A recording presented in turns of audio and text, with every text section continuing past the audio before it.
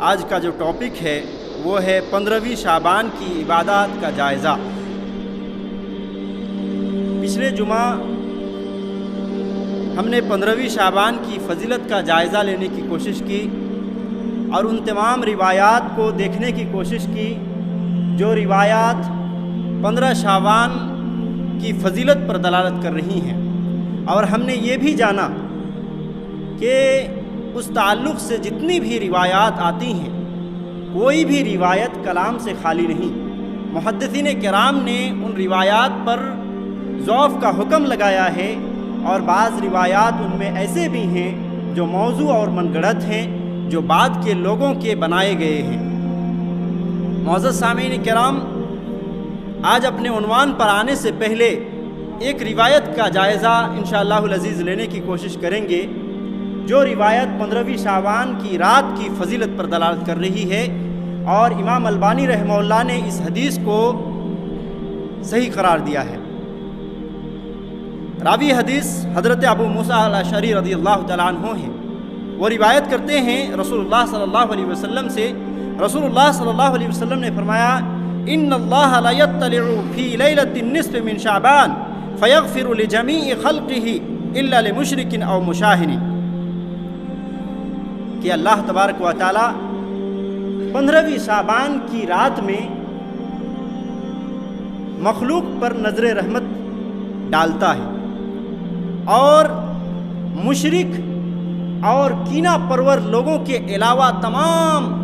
مخلوق کی مغفرت فرماتا ہے۔ یہ روایت جیسے کہ آپ کو معلوم ہوا سنن ابن ماجہ کے اندر موجود ہے، حدیث نمبر 1390، اور امام البانی رحمہ اللہ نے اس حدیث کو صحیح قرار دیا ہے۔ اس روایت کے بہت سارے طرق ہیں، اور تمام طرق اگر دیکھے جائیں تو کوئی بھی طرق ایسا نہیں جس میں کوئی نہ کوئی جھول نہ ہو، اور نہ ہی کوئی نہ کوئی ضعف کا کوئی شائبہ نہ ہو۔ تمام طرق میں آپ کو کچھ نہ کچھ جھول دکھائی دیں گے، لیکن کثرت طرق کو دیکھتے ہوئے امام البانی رحمہ اللہ نے صحیح قرار دیا ہے، مگر شیخ ابن باز رحمہ اللہ نے اس حدیث کو ضعیف قرار دیا ہے۔ اسی طریقے سے شیخ محمد بن صالح المنجد رحمہ اللہ نے بھی ضعیف قرار دیا ہے۔ عبد الاحد احسن جمیل آل عبد الرحمن وغیرہ رحمہم اللہ رحمۃ واسعہ نے بھی ضعیف قرار دیا ہے۔ اور ابن ماجہ کی جو سند ہے اس کو اگر ہم دیکھیں تو اس کی سند اس طرح سے ہے، حدثنا راشد بن سعید بن راشد الرمیلی قال حدثنا الولید عن ابن لحیہ عن الضحاک بن ایمن عن الضحاک بن عبد الرحمن بن ارزب عن ابی موسیٰ الاشعری رضی اللہ عنہ عن رسول اللہ صلی اللہ علیہ وسلم۔ یہ سند سنن ابن ماجہ کے اندر موجود ہے۔ اس روایت کے اندر 4 ایسی خامی ہیں جو سخت ضعیف کی طرف اشارہ کرتی ہیں۔ پہلی چیز جو ہے اس حدیث میں بیان کیا گیا ہے اس کی سند، کہ امام ابن ماجہ رحمہ اللہ روایت کرتے ہیں، کہتے ہیں کہ مجھ سے حدیث بیان کی راشد بن سعید بن راشد الرمیلی نے۔ وہ کہتے ہیں کہ ہم سے حدیث بیان کی ولید بن مسلم نے، اور ولید بن مسلم ایک مدلس راوی ہیں، اور مدلس راوی ہونے کے ساتھ ساتھ وہ انعنا سے روایت کرتے ہیں، اور محدثین کا یہ اصول ہے، گرامر ہے، کہ اگر مدلس راوی انعنا کے ساتھ روایت کرے تو وہ حدیث قابل قبول نہیں، اور وہ روایت ضعیف ہوتی ہے۔ لہذا ایک نقطہ پایا گیا اس میں، ولید بن مسلم ہیں، مدلس راوی ہیں، ساتھ ہی ساتھ انعنا کے ساتھ روایت کرتے ہیں۔ اسی طریقے سے ایک دوسرے راوی ولید بن مسلم ابن لہیہ سے روایت کرتے ہیں۔ ابن لہیہ بھی مدلس راوی ہیں، اور وہ بھی انعنا کے ساتھ روایت کرتے ہیں، اور محدثین کے اصول کے مطابق انعنا کے ساتھ مدلس راوی کی روایت قبول نہیں کی جاتی، وہ روایت ضعیف ہوتی ہے۔ لہذا 2 نقطہ پایا گیا، 2 مدلس راوی پائے گئے۔ اسی طریقے سے ایک تیسری چیز، ضحاک بن ایمن، یہ مجہول الحال راوی ہیں، اس کی حالت معلوم نہیں۔ یہی وجہ ہے کہ امام ذہبی رحمہ اللہ نے میزان الاعتدال کے اندر اور حافظ ابن حجر رحمہ اللہ نے تہذیب التہذیب کے اندر ان کو مجہول الحال لکھا۔ اسی طریقے سے چوتھی چیز جو اس روایت کے اندر، اس سند کے اندر پائی جاتی ہے، وہ ضحاک بن عبد الرحمن بن ارزب ہیں، اور اس کے تعلق سے امام ابو حاتم رحمہ اللہ فرماتے ہیں کہ ضحاک کا ابو موسیٰ سے مباشرتاً سماعت ثابت نہیں بلکہ واسطے کے ساتھ سماعت ثابت ہے، اور یہاں جو سند پائی گئی ہے وہاں بغیر واسطے کے وہ جو ہے ضحاک بغیر واسطہ دیے جو ہے ابو موسیٰ کے ساتھ روایت کر رہے ہیں، یعنی ان کے بیچ میں کوئی راوی ہے اور ان کو بیان کرنا چاہیے تھا لیکن انہوں نے بیان نہیں کیا، لہذا اس جگہ پہ انقطاع پائی جاتی ہے۔ یہ چار جو ہے کمیاں اور خامیاں ہیں جس کی وجہ سے یہ روایت سخت ضعیف ہے۔ جیسے کہ میں نے بیان کیا کہ اس حدیث کے بہت سارے طرق ہیں، انہی میں سے ایک ابو بکر رضی اللہ تعالیٰ عنہ سے مروی ہے، اور اس روایت کو یہ بیان کیا جاتا ہے کہ ابو بکر صدیق رضی اللہ تعالیٰ عنہ کی طریق سے مروی ہے، پھر وہ روایت کیسے غلط ہو سکتی ہے، وہ روایت کیسے ضعیف ہو سکتی ہے؟ اور یہ ابو بکر صدیق رضی اللہ تعالیٰ عنہ کی جو روایت ہے وہ مسند بزار کے اندر حدیث نمبر 80 میں موجود ہے، آپ اس میں دیکھ سکتے ہیں۔ اس حدیث بالکل سیم ٹو سیم ہے، لیکن جو سند ہے وہ سند اس طرح سے ہے، مصعب بن ابی زید قاسم بن محمد سے روایت کرتے ہیں، اور محمد جو ہے اپنے باپ ابو بکر صدیق رضی اللہ تعالیٰ عنہ سے روایت کرتے ہیں، اور ابو بکر صدیق رضی اللہ تعالیٰ عنہ رسول اللہ صلی اللہ علیہ وسلم سے روایت کرتے ہیں۔ اس روایت کو امام عقیلی نے ضعفاء کے اندر بیان کیا ہے، ساتھ ہی ساتھ اس میں حکم لگاتے ہوئے فرمایا فیہا لین، یہ روایت جو ہے یہ لین روایت ہے۔ ابن عدی رحمہ اللہ نے مصعب بن ابی زید جو اس حدیث کے ایک راوی ہیں اس کو منکر الحدیث کہا ہے۔ اسی طریقے سے خود امام بزار رحمہ اللہ جو اس حدیث کو لانے والے ہیں، لکھنے والے ہیں، اس حدیث کو لانے کے بعد وہ ضعیف قرار دیتے ہیں، اور اس کی ضعف کی وجہ یہ بیان کرتے ہیں کہ ابو بکر کے بیٹے محمد جو تھے صغر سنی میں انہوں نے اپنے باپ سے حدیثیں سنی ہیں، اور اسی لیے وہ روایت ضعیف ہے۔ صغر سنی بولے تو وہ بچپن حالت میں انہوں نے اپنے باپ سے سنی ہے، اور بہت ساری ان کی روایات کو اپنے باپ سے جو روایت کرتے ہیں ضعف قرار دی جاتی ہے، انہی میں سے ایک روایت یہ بھی معلوم ہوا کہ شعبان کی 15ویں تاریخ خواہ وہ دن ہو یا رات ہو، کسی بھی طریقے کی حدیث جو بیان کی جاتی ہیں، کوئی ایک ایسی روایت نہیں ہے جس پر محدثین کا کلام نہ ہو، جس پر محدثین نے ضعیف کا جو ہے لیبل چسپا نہ کیا ہو، اور بہت ساری ایسی روایات ہیں جو من گھڑت اور موضوع ہیں۔ لہذا 15ویں شعبان کے دن ہو یا رات ہو، وہ بھی ایک عام دنوں کی طرح ایک دن ہے، عام راتوں کی طرح ایک رات ہے، کوئی بھی فضیلت اس طرح کی ثابت نہیں ہے صحیح حدیث کے اندر۔ معزز سامعین، پچھلے جمعہ 15ویں شعبان کے دن روزے رکھنے کے تعلق سے یہ بیان کی گئی تھی، اور جیسا کہ ایک حدیث اس تعلق سے حضرت علی رضی اللہ تعالیٰ عنہ سے مروی ہے، اور اس روایت کو امام ابن الجوزی رحمہ اللہ نے موضوعات کے اندر بیان کیا ہے، اور موضوعات میں بیان کرنے کا مطلب ہی ہے کہ یہ حدیث ضعیف ہے، موضوع ہے۔ اور اسی طریقے سے امام شوکانی رحمہ اللہ فرماتے ہیں کہ یہ روایت امام بیہقی رحمہ اللہ نے اپنے شعب الایمان کے اندر جو ہے جگہ دی ہے، اور امام بیہقی رحمہ اللہ فرماتے ہیں کہ ممکن ہے کہ یہ روایت موضوع ہے، اور اس روایت کے اندر یہ فضیلت بیان کی گئی کہ جو شخص 15ویں شعبان کے دن روزہ رکھتا ہے اس کے 60 سال پچھلے 60 سال کے روزے کے برابر ثواب ملے گا، اور اگلی زندگی کے 1 سال کے روزے کے برابر ثواب مل جائے۔ یہ روایت بھی ضعیف ہے جیسے کہ آپ نے سنا۔ اسی طریقے سے آپ 15ویں شعبان کی رات میں دیکھیں تو اس میں بھی بہت ساری نئی عبادات سر انجام دیے جاتے ہیں۔ انہی میں سے ایک عبادت ہے صلاۃ الفیہ، 1000 رکعت والی نماز۔ 1000 رکعت والی نماز 15ویں شعبان کی رات میں جو ہے بعض حضرات یا کہیے کہ بعض مسلمان اس کو ادا کرتے ہیں۔ یہ نماز جو ہے نہ ہی نبی کریم صلی اللہ علیہ وسلم کے دور میں پایا گیا، نہ ہی نبی کریم صلی اللہ علیہ وسلم نے اس کی طرف جو ہے عمل کیا، اور نہ ہی حکم دیا، اور نہ ہی آپ کو صحابہ کرام کی زندگی میں کسی بھی صحابہ کرام سے مروی ہوگا، اور نہ ہی تابعین اور نہ ہی تبع تابعین کی زندگی میں آپ کو ملے گا۔ بلکہ یہ جو نماز صلاۃ الفیہ 1000 رکعت والی نماز ہے، یہ 5ویں صدی کے نصف اول کے اخیر میں اس کو بنایا گیا۔ ایک نابلسی شخص تھا، وہ جب 448 ہجری میں نابلس سے بیت المقدس آیا تو اسی نے جو ہے اس نماز کی ایجاد کی، اور امام ابن قیم رحمہ اللہ نے جو ہے اس چیز کو لکھا ہے۔ اس نماز کے بارے میں علامہ زمخشری نے اپنی تفسیر کے اندر ذکر کیا ہے صلاۃ الفیہ کے تعلق سے، لیکن علامہ زمخشری رحمہ اللہ نے نہ کوئی اس روایت کا حوالہ بیان کیا، اور نہ ہی کوئی جو ہے دلیل بیان کی کہ یہ روایت کہاں کی ہے، یا نبی نے کہا یا کچھ کہا، بلکہ انہوں نے صلاۃ الفیہ کے تعلق سے ذکر فرما دیا،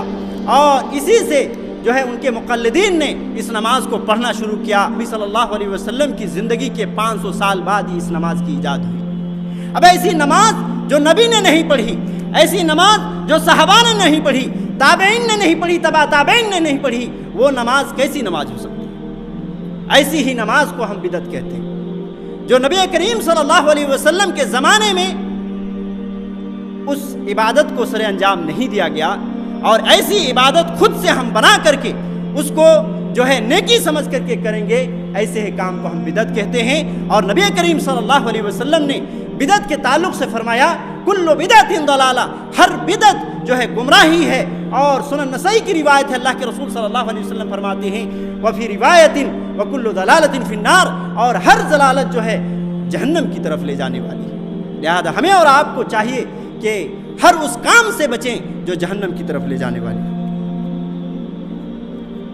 اگر اس نماز کو دیکھیں صلاۃ الفیہ تو عقل کے بھی خلاف ہے۔ اگر آپ 1000 رکعت نماز پڑھتے ہیں تو 1000 رکعت کے لیے کم از کم 1000 منٹ کی ضرورت ہے، کم از کم 1000 منٹ کی ضرورت ہے۔ ایک رکعت تو 1 منٹ آپ پڑھیں گے۔ اگر آپ دیکھیں رات کو تو جب سے سورج غروب ہوتا ہے اور جب سے سورج طلوع ہوتا ہے، اتنے میں اگر دیکھیں تو آپ کو جو ہے ملتا ہے 12 گھنٹے۔ 12 گھنٹے میں آپ کی مغرب کی بھی نماز ہے، عشاء کی بھی نماز ہے، فجر کی بھی نماز ہے، آپ کی رات کا کھانا بھی ہے، اور اگر واش روم وغیرہ کی ضرورت ہے تو وہ بھی ہے۔ ان تمام چیزوں کو اگر لے کر کے چلے تو مان لیجئے کہ 2 گھنٹے آپ کے گھٹے، 12 گھنٹے میں 2 گھنٹے گھٹے، اور 10 گھنٹے آپ کو پوری رات میں ملے۔ اور جہاں تک اس نماز کا تعلق ہے، 1000 رکعت اگر آپ پڑھنا چاہیں تو 16 گھنٹے کی ضرورت ہے 1 منٹ کے حساب سے، 16 گھنٹے 40 منٹ کی ضرورت ہے۔ لہذا یہ کیسے ثابت ہو سکتا ہے، اور کہ ایک عقل کے بھی بالکل خلاف ہے، یہ کیسے نماز پڑھی جا سکتی ہے؟ یا تو پھر نماز کو توڑ مڑوڑ کر کے جو ہے نماز کے ساتھ جو ہے بے حرمتی کی جائے گی، اور اس طرح سے نماز اللہ کے یہاں قبول نہیں، اور نہ ہی نبی کریم صلی اللہ علیہ وسلم نے اس نماز کے تعلق سے فرمایا۔ اسی طریقے سے 15ویں شعبان میں ایک اور نماز پڑھی جاتی ہے، وہ 100 رکعت والی نماز، اور یہ روایت جو ہے روایت کی جاتی ہے حضرت علی رضی اللہ تعالیٰ عنہ سے۔ امام ابن الجوزی نے اس روایت کو موضوعات کے اندر ذکر کیا ہے، یعنی یہ روایت بھی من گڑھت ہے، بعد کے لوگوں نے گڑھا ہے، نبی کریم صلی اللہ علیہ وسلم کے زمانے میں نہیں پایا جاتا تھا، صحابہ کرام نے نہیں پڑھا، تابعین نے نہیں پڑھی، اور نہ ہی تبع تابعین نے پڑھی، یہ 100 رکعت والی نماز۔ اور اس کے تعلق سے حضرت علی رضی اللہ تعالیٰ عنہ سے مروی ہے، کہتے ہیں کہ اللہ کے رسول صلی اللہ علیہ وسلم نے فرمایا کہ جو شخص 15ویں شعبان کی رات میں 100 رکعت نماز پڑھتا ہے، ہر رکعت میں سورۃ الفاتحہ، اور سورۃ الفاتحہ کے بعد 10 مرتبہ سورۃ الاخلاص، یعنی قل هو اللہ احد، ہر رکعت میں 10 مرتبہ پڑھیں گے 100 رکعت کی نمازوں میں، تو اللہ کے رسول صلی اللہ علیہ وسلم کہتے ہیں قضى اللہ لہ کل حاجۃ ایسے بندے کے تمام حاجتوں کو، تمام ضروریات کو اللہ رب العالمین پورا کر دیتا ہے۔ یہ فضیلت بیان کی جاتی ہے اس حدیث کی۔ علامہ شوکانی رحمہ اللہ نے بھی، جیسے کہ امام ابن الجوزی نے جو اس حدیث کو موضوع قرار دیا، اسی طریقے سے علامہ شوکانی رحمہ اللہ نے بھی موضوع قرار دیا ہے۔ اور علامہ ملا علی قاری الحنفی لکھتے ہیں کہ یہ نماز 4 صدی میں گڑھی گئی۔ نبی کریم صلی اللہ علیہ وسلم کی زندگی کے 400 سال بعد یہ نماز کا ایجاد ہوا، اور اس نماز کو سب سے پہلے بیت المقدس میں اس نماز کو پروان چڑھایا گیا، لہذا یہ نماز بھی نہیں پڑھی جائے گی۔ ایک عقیدہ یہ مسلمانوں کے اندر پایا جاتا ہے کہ 15ویں شعبان میں مردوں کی روحیں آتی ہیں۔ جی ہاں، یہ عقیدہ جو ہے مسلمانوں کے عوام میں یہ موجود ہے کہ 15ویں شعبان کی رات میں جو ہے مردوں کی روحیں آتی ہیں۔ حالانکہ یہ عقیدہ بالکل غلط ہے اور بے بنیاد ہے، نہ کسی احادیث میں اس کا ثبوت ہے اور نہ کسی آثار میں آپ کو یہ چیز ملے گا۔ آپ یہ چیز اچھی طرح سے جان لیں کہ اگر آدمی گناہگار تھا، مر چکا، تو ایسے لوگ اللہ رب العالمین کے مجرم ہیں اور اللہ کی قید سے وہ آ نہیں سکتے۔ اگر انسان نیک تھا، نیک اعمال کے ذریعے سے وہ نیک اعمال کر کے نیک بن کر کے دنیا سے گیا تھا، تو ایسے لوگ اللہ رب العالمین کے مہمان ہیں، اور اللہ رب العالمین کے مہمانی جو ہے میزبانی، جنت کی میزبانی چھوڑ کر کے یہ پھالتو اور ردی چیزوں کے لیے دنیا میں نہیں آ سکتا۔ لہذا یہ بے بنیاد بات ہے اور بالکل غلط بات ہے کہ مردوں کی روحیں 15ویں شعبان کو آتی ہے۔ اسی طریقے سے اسی رات میں بہت سارے مسلمان اپنے گھروں میں چراغاہ کرتے ہیں اور خوب آتش بازیاں کرتے ہیں۔ حالانکہ یہ مجوسیوں کا طریقہ ہے کہ وہ جو بھی جو ہے تہوار ان کا ہوتا ہے، مجوسی آتش پرست، وہ لوگ جو ہے آگ جلاتے ہیں اور اس طریقے کے وہ جو اپنے روایات کے مطابق وہ اپنا عمل کرتے ہیں۔ اور اس چیز کو دیکھا دیکھی مشرکین نے، ہندوؤں نے سیکھا اور ہندوؤں سے مسلمانوں نے سیکھا، اور یہ چیز ہر موقع میں آج مسلمانوں کے گھروں میں نظر آتی ہے۔ اللہ ہمیں اور آپ کو ایسی جو ہے گمراہ چیزوں سے ہمیں بچائے۔ معزز سامعین، اسی طریقے سے ایک روایت یہ بھی بیان کی جاتی ہے کہ 15ویں شعبان کے دن ہی تھا جس میں نبی کریم صلی اللہ علیہ وسلم کے چچا حضرت حمزہ رضی اللہ تعالیٰ عنہ جو ہے شہید ہوئے، اور نبی کریم صلی اللہ علیہ وسلم کے دندان مبارک جو ہے شہید ہوئے، اور اس دن آپ صلی اللہ علیہ وسلم نے حلوہ کھایا تھا۔ یہ روایت بھی بیان کی جاتی ہے معزز سامعین، جبکہ مورخین کا اس بات پر اتفاق ہے کہ غزوہ احد جو ہوا تھا جس میں نبی کریم صلی اللہ علیہ وسلم کے دانت ٹوٹے تھے، وہ شعبان کا مہینہ نہیں بلکہ شوال کا مہینہ تھا۔